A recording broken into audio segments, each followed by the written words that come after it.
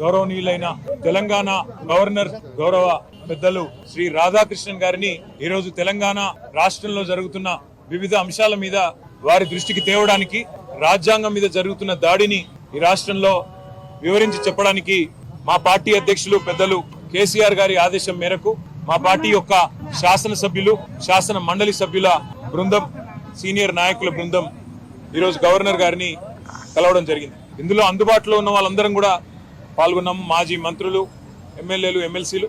ప్రధానంగా రెండు ముఖ్యమైన అంశాలు గవర్నర్ గారి దృష్టికి తీసుకొచ్చినాం. అందులో మొదటిది, రాష్ట్రంలోని నిరుద్యోగ యువత, రాష్ట్రంలోని విద్యార్థులకు కాంగ్రెస్ పార్టీ ప్రస్తుత ముఖ్యమంత్రి రేవంత్ రెడ్డి గారు గాని, అదే విధంగా ఈరోజు పార్లమెంట్ లో ప్రతిపక్ష నాయకుడు రాహుల్ గాంధీ గారు గాని ఆనాడు ప్రతిపక్షంలో ఉన్నప్పుడు ఏమేం హామీలు ఇచ్చినారు, ఏ రకంగా వాటిని వాళ్ళ తుంగలో దొక్కుతూ అప్రజాస్వామికంగా విద్యార్థుల మీద దాడులు, నిర్బంధాలు, కేసులు, న్యాయం అడిగిన విద్యార్థుల మీద లాఠీలు విరగొడుతూ ఒక భయానకమైన వాతావరణం. తెలంగాణ ఉద్యమ సమయంలో ఎట్లా అయితే యూనివర్సిటీలలో, కాలేజీ క్యాంపస్లలో, హైదరాబాద్ లో ఒక భయానకమైన వాతావరణం ఆనాడు విద్యార్థుల మీద దాడుల్లో చూసినామో, అదే రకమైన వాతావరణం మళ్లీ తిరిగి ఈ రోజు పునరావృతం అవుతుందని చెప్పి గవర్నర్ గారి దృష్టికి తీసుకొని రావడం జరిగింది. ముఖ్యంగా గవర్నర్ గారికి చెప్పింది ఏమంటే, మొదటి సంవత్సరంలోనే, ప్రభుత్వం ఏర్పడ్డ మొదటి సంవత్సరంలోనే 2 లక్షల ఉద్యోగాలు ఇస్తామన్న రాహుల్ గాంధీ గారి మాట, జాబ్ క్యాలెండర్ అని చెప్పి పత్రికల్లో పుంకాలుగా ఫ్రంట్ పేజీల్లో ఇచ్చిన అడ్వర్టైజ్మెంట్లు, ఇవన్నీ కూడా వారి దృష్టికి తీసుకొచ్చినాం. గ్రూప్ 1, గ్రూప్ 2, గ్రూప్ 3 ఈ 3 నోటిఫికేషన్లు కూడా గతంలో కేసీఆర్ గారు ముఖ్యమంత్రిగా ఉన్ననాడు ఇచ్చిన వాటిని తిరిగి రద్దు చేసి కొత్త వాటిని ఇస్తాం, పోస్టుల సంఖ్య పెంచుతామని చెప్పి కాంగ్రెస్ పార్టీ ఇచ్చిన మాటను గుర్తు చేసినాం. దాంతో పాటు జాబ్ క్యాలెండర్ ఇంతవరకు నిలబెట్టుకోలేదు, ఒక్క నోటిఫికేషన్ కూడా ఇవ్వలేదు అనే మాట కూడా గవర్నర్ గారి దృష్టికి తీసుకొచ్చినాం. దాంతో పాటు మెగా డిఎస్సి అన్నారు, అది కూడా చేయలేదు. నిరుద్యోగులకు నిరుద్యోగ భృతి ఇస్తాం 4000 ఉద్యోగం దొరికే వరకు అన్నారు, అది కూడా చేయలేదనే మాట కూడా గవర్నర్ గారి దృష్టికి తీసుకొచ్చినాం. అన్నిటికీ మించి సిటీ సెంట్రల్ లైబ్రరీలో ఉన్న చదువుకుంటున్న విద్యార్థులను బయటకి ఇచ్చుకొని రావడం, ఉస్మానియా యూనివర్సిటీ హాస్టల్లో ఉన్న విద్యార్థులను ఇవాళ వారి మీద దాడులు చేసి మరి పోలీసులు అప్రజాస్వామికంగా వ్యవహరించడం, ఇవన్నీ కూడా గవర్నర్ గారి దృష్టికి చాలా వివరంగా మేమందరం కూడా వివరించి చెప్పడం జరిగింది.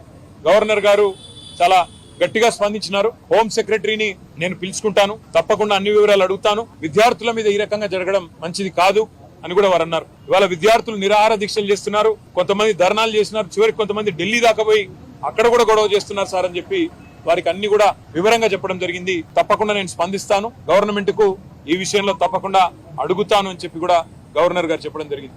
రెండవది, ఈ రాష్ట్రంలో జరుగుతున్న రాజ్యాంగ హననం ఏదైతే ఉన్నదో, పార్టీ ఫిరాయింపుల నిరోధక చట్టాన్ని తుంగలో దొక్కుతూ మరి కాంగ్రెస్ పార్టీ ఏ రకంగానైతే ఈ రాష్ట్రంలో ఇప్పటికే 10 మంది బీఆర్ఎస్ ఎమ్మెల్యేలని, 8 మంది బీఆర్ఎస్ ఎమ్మెల్సీలని తన పార్టీలో చేర్చుకున్నదో కూడా గవర్నర్ గారికి సోదాహరణంగా వివరించినాం.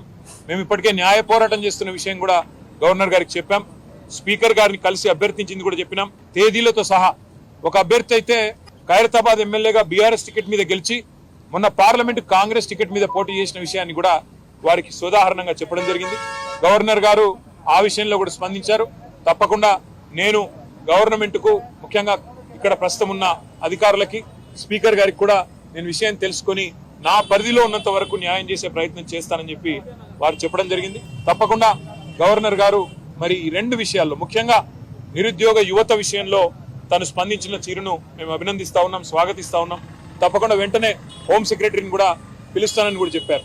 చివరిగా ప్రోటోకాల్ విషయంలో కూడా జరుగుతున్న ఉల్లంఘనలు, మా ఎమ్మెల్యేలకు, ఎమ్మెల్సీలకు జరుగుతున్న అగౌరవం, అధికారులు వ్యవహరిస్తున్న తీరు, ప్రభుత్వ నిర్వాహకాన్ని కూడా చాలా వివరంగా గవర్నర్ గారికి చెప్పినాము.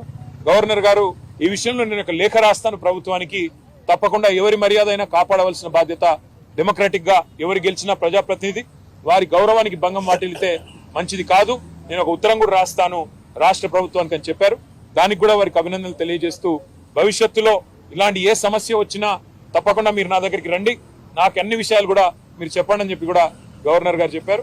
కేవలం గవర్నర్ గారితోనే ఆగకుండా భారతదేశంలో ఉండే రాజ్యాంగబద్ధమైన పదవుల్లో ఉండే పెద్దలందరూ ఎవరెవరైతే ఉన్నారో వారిని అందరినీ కూడా కలుస్తాం. కాంగ్రెస్ పార్టీ చేస్తున్న నిర్వాకం, ఒకవైపు రాజ్యాంగం పట్టుకొని రాజ్యాంగాన్ని రక్షిస్తున్నట్టు పోజులు కొడుతూ, మరొక వైపు రాజ్యాంగాన్ని తుంగలో దొక్కుతున్న వైనం ఏదైతుందో, ఇవన్నీ కూడా అటు అవసరమైతే రాష్ట్రపతి దాకా కూడా పోతాము, వారికి కూడా వివరించి చెప్తాం. ముఖ్యంగా తెలంగాణ యువతకి మీ అందరికీ ఇచ్చే మాట, కాంగ్రెస్ ఇచ్చిన ప్రతి హామీ నిలబెట్టుకునేదాకా, పోస్టులు పెంచేదాకా, మీకు న్యాయం జరిగేదాకా మీ తరపున ప్రధాన ప్రతిపక్షంగా భారత రాష్ట్ర సమితి ఉంటది, కేసీఆర్ గారు ఉంటారు. తప్పకుండా మీ తరపున మీ హక్కుల కోసం మేము పోరాడతామని చెప్పి కూడా తెలియజేస్తూ